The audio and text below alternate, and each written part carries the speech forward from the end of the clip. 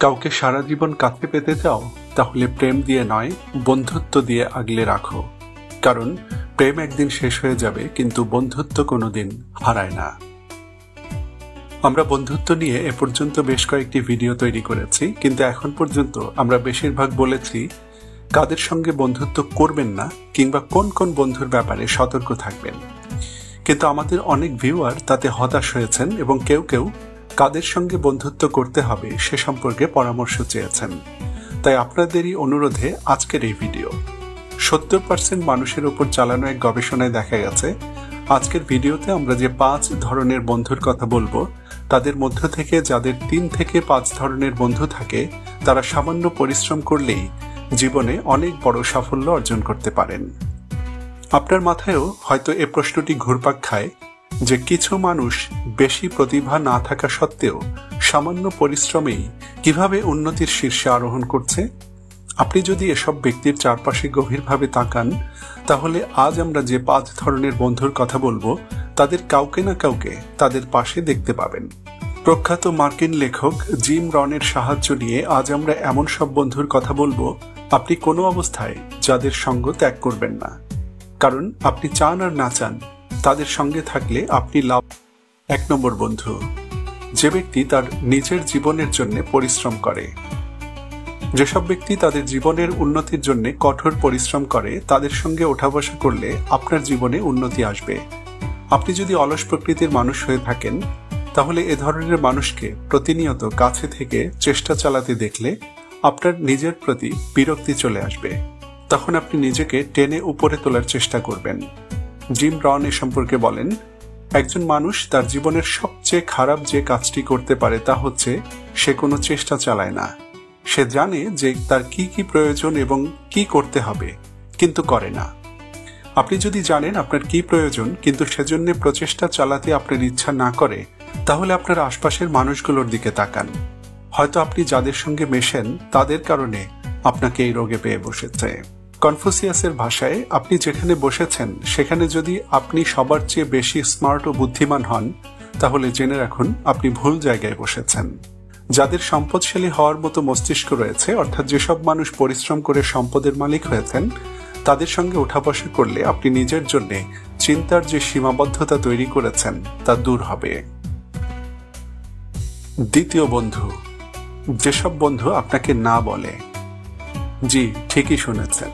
যেসব বন্ধুকে আড্ডা দিতে ডাকলে তারা কাজ ফেলে আসতে চান না, তারা আমাদের জন্য আদর্শ হতে পারেন। তারা আমাদেরকে 2টি কাজের শিক্ষা দেন। প্রথমত, তারা আমাদেরকে না বলার কৌশল শেখান এবং দ্বিতীয়ত আমাদেরকে সময়ের মূল্য চোখে আঙ্গুল দিয়ে দেখিয়ে দেন। জিম রন যেমনটি বলেছেন, সময় অতি গুরুত্বপূর্ণ বিষয়। আপনি যখন একটি দিন পার করবেন, তখন জেনে রাখবেন আপনার মূল্যবান পুঁজি থেকে একটি দিন বেরিয়ে গেল, যা আর কোনো দিন ফিরে আসবে না। তাই আপনার গোটা দিনটি সঠিকভাবে কাজে লাগানোর চেষ্টা করুন। এ ধরনের মানুষের বিরুদ্ধে ক্ষুব্ধ হবেন না এবং তাদের সঙ্গে বন্ধুত্ব নষ্ট করবেন না, বরং 2 হাতে বন্ধুত্ব ধরে রাখার চেষ্টা করুন। কারণ এরা সময়ের মূল্য দিতে শিখেছে। তাদের সঙ্গে থাকলে তারা আপনাকে সঠিক পথের দিশা দেবেই। 3 নম্বর বন্ধু, যেসব মানুষ কঠিন ও দুঃসহ পরিস্থিতি মোকাবিলা করছে। যে কোনো ধরনের বন্ধুর কাছ থেকেই আপনি কিছু না কিছু শিখবেন, কিন্তু আপনার জন্য সবচেয়ে উপকারী বন্ধু হচ্ছেন তিনি যিনি কঠিন পরিস্থিতি মোকাবিলা করতে সক্ষম। যারা যে কোনো সংকটে পড়লে সেখান থেকে বেরিয়ে আসার কোনো না কোনো উপায় বের করে ফেলেন।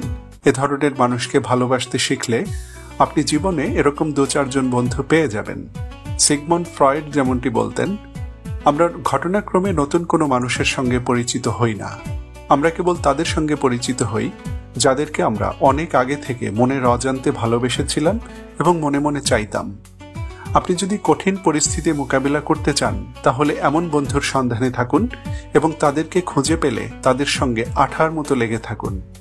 জিম রন বলেন, এমন জীবন খুঁজে পাবেন না যেখানে সমস্যা নেই, তাই আপনাকে সমস্যা মোকাবিলা করার দক্ষতা অর্জন করতে হবে। কাজেই এমন বন্ধুর সঙ্গে থাকুন যাদের সে দক্ষতা আছে। 4 নম্বর বন্ধু, যেসব বন্ধু টাকা ইনকাম নয় বরং দক্ষতা অর্জন করতে চায়। আপনি মনে মনে এ ও বি এই 2 ব্যক্তিকে কল্পনা করুন। প্রথম ব্যক্তি নিজের উদ্দীপনা নিয়ন্ত্রণ করতে পারে না এবং এই মুহূর্তে মনে যা চায় তাই পেতে চায়। এ কারণে সে অল্প বয়সেই কোনো জায়গায় কাজ করে টাকা ইনকাম করার কাজে মন দেয়, যাতে সেই টাকা দিয়ে মনের মতো পোশাক কিনতে পারে, যেখানে খুশি সেখানে ভ্রমণ করতে পারে এবং মাঝে মধ্যে পার্টিতে গিয়ে ফুর্তি করতে পারে। কিন্তু দ্বিতীয় ব্যক্তি নিজের উদ্দীপনা নিয়ন্ত্রণ করতে সক্ষম। তিনি সামান্য পোশাকে সন্তুষ্ট থেকে কোনো ভ্রমণ না করে এবং পার্টিতে গিয়ে ফুর্তি না করে কঠিনভাবে লেখাপড়ার কাজে অথবা কোনো একটি দক্ষতা অর্জনের কাজে মন দেন। তিনি হয়তো 5 বছর কোনো ধরনের বিনোদন উপভোগ না করেই অনেক কষ্টে জীবন কাটিয়ে দেন, কিন্তু 5 বছর পর দেখা যাবে প্রথম ব্যক্তি ওই 5 বছরে যা ইনকাম করেছে তার সব শেষ, তার কোনো সঞ্চয়ও নেই। কিন্তু দ্বিতীয় ব্যক্তি যে ফলের বীজ বপন করেছিলেন তাতে ফল দিতে শুরু করেছে এবং এই ফল তিনি জীবনের শেষ দিন পর্যন্ত উপভোগ করতে পারবেন। তিনি বিগত 5 বছরে যে লেখাপড়া শিখেছেন বা দক্ষতা অর্জন করেছেন তা ব্যবহার করে সামান্য পরিশ্রমে অনেক বেশি টাকা ইনকাম করতে পারবেন। দীর্ঘ সময় ধরে হাড় ভাঙা পরিশ্রম তাকে কখনোই করতে হবে না। জিম রন বলেন, সময়ের মূল্য অর্থের চেয়ে অনেক বেশি, কারণ আপনি অনেক বেশি টাকা উপার্জন করতে পারবেন কিন্তু অনেক বেশি সময় দূরে থাক 1 সেকেন্ড সময়ও কিনতে পারবেন না। যিনি কোনো দক্ষতা অর্জন না করে টাকা উপার্জন করতে নেমে পড়েননি তিনি আসলে 5 বছর সময় নষ্ট করেননি, বরং সময় বাঁচিয়েছেন। তার বাকি জীবন আরামে কেটে যাবে। কিন্তু প্রথম ব্যক্তিকে সারা জীবন হাড় ভাঙা পরিশ্রম করে যেতে হবে এবং পরিশ্রম বন্ধ হয়ে গেলে তার উপার্জনও বন্ধ হয়ে যাবে, আর সে যা উপার্জন করবে তা নিমিষেই শেষ হয়ে যাবে। 5 নম্বর বন্ধু, যে বন্ধু জীবন দিয়ে হলেও জীবনে শৃঙ্খলা মেনে চলে। বেশিরভাগ বন্ধুর সঙ্গে আমরা আড্ডা দিয়ে সময় কাটাতেই বেশি পছন্দ করি, কিন্তু প্রকৃতপক্ষে সেই বন্ধুটি আমাদের উপকারে আসে যিনি পরিশ্রম করতে পছন্দ করেন এবং কোনো আহ শব্দ ছাড়াই মনোযোগ দিয়ে নিজের কাজ করে যান। অর্থাৎ তিনি জীবনে শৃঙ্খলা ও নিয়মানুবর্তিতা মেনে চলেন। কিন্তু এটি সহজ কোনো কথা নয়, অনেক কঠিন। জিম রন সহ অন্যান্য মহান ব্যক্তিরা মনে করেন আমাদেরকে জীবনে এই দুটি কষ্টের একটি সহ্য করতেই হবে, শৃঙ্খলা মেনে চলার কষ্ট অথবা অনুশোচনার কষ্ট। আমি এই 2 কষ্টের কোনটি বাছাই করে নেব সেটি একান্তভাবে আমার উপরই নির্ভর করছে।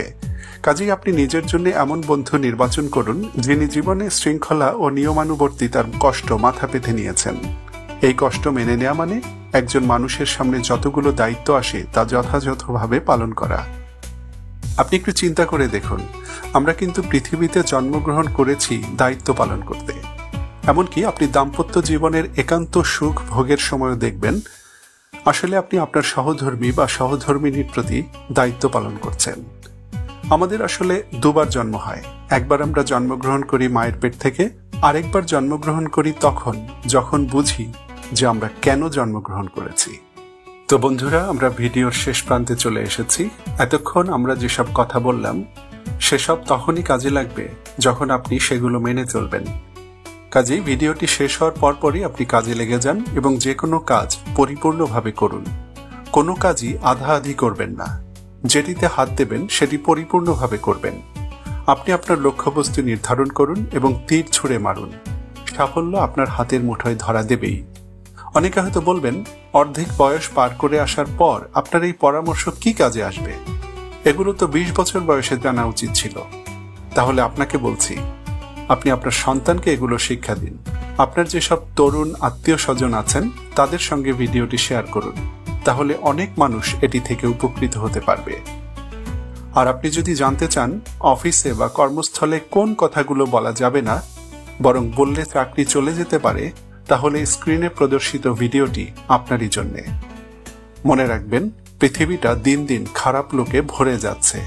আপনি ভালো হওয়ার চেষ্টা করুন। ভালো থাকুন, সুস্থ থাকুন, নিরাপদে থাকুন।